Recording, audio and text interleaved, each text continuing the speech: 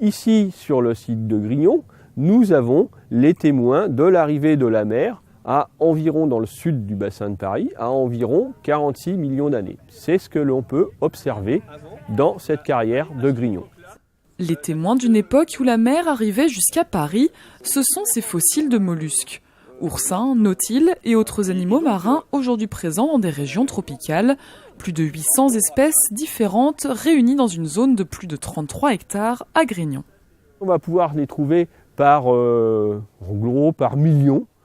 À partir du moment où on tamise, où on regarde le sol, il suffit de regarder le sol est pétri de coquillages qui sont d'une conservation exceptionnelle.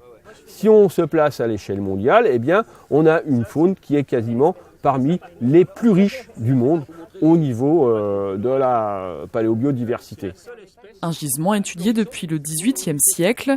Pour préserver ce trésor historique et scientifique, l'État a pris un arrêté de protection du patrimoine géologique pour cette zone et pour une autre de 9 hectares à Beynes, une première en France.